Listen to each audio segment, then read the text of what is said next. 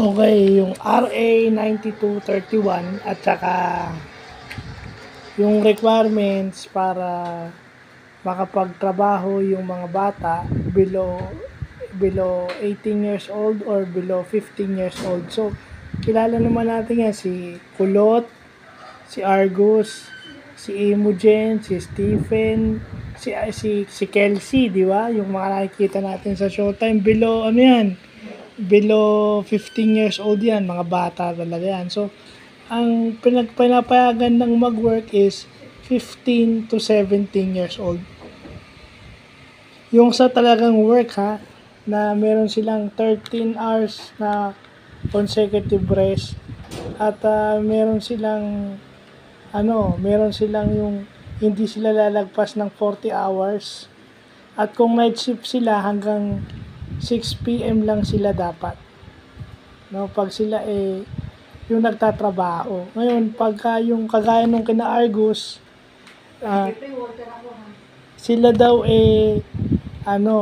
for entertainment purposes lang sila Argus, sila Kulot, yan, kagaya yan. Kailangan daw valid yung kanilang participation.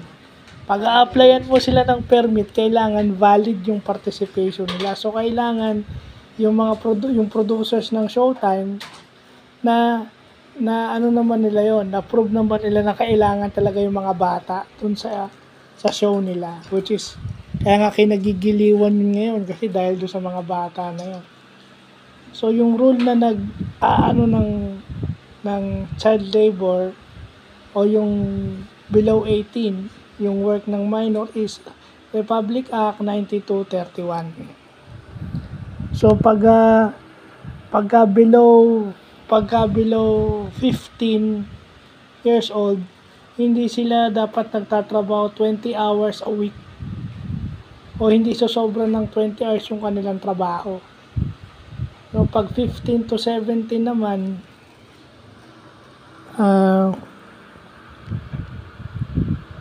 yun din, pag 15 to 17, kagaya nila nung yung mga teenager dito sa Star Magic at saka sa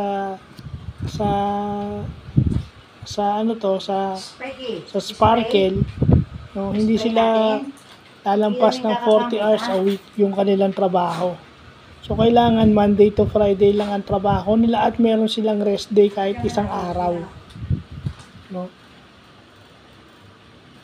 Wala silang pag yung katulad nila Argus at saka nila Kulot, hindi sila pwedeng magtrabaho ng 10 to 6 na sunod-sunod.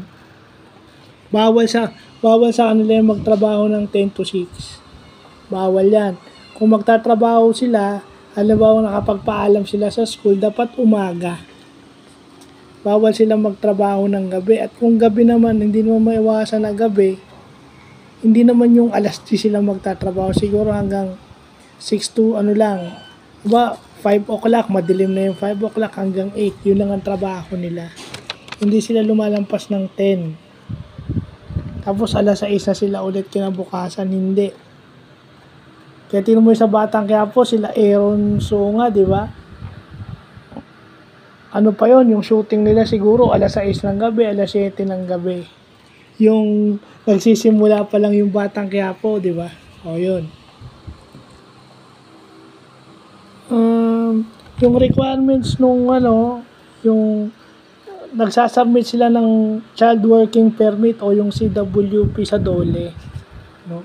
Siguro may diploma ng master sa business management, dapat alam rin natin to, no? Yung birth certificate, written consent ng magulang, medical certificate na fit to work yung bata, ibig sabihin walang sakit, ganyan.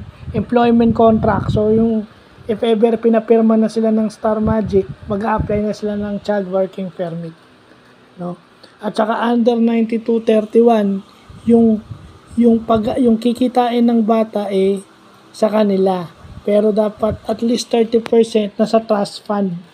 Yung mga parents sila ang bahala sa trust fund. Yung 30% ng kinikita nila mapupunta sa isang trust fund. That is according to RA 9231. At dapat sila is under, so pag below 15 Pag below 15 or 15 to 17 years old, kagaya nila kulot, dapat yan under the supervision of their parents. Kaya nakikita nyo, laging kasama yung mga magulang nila.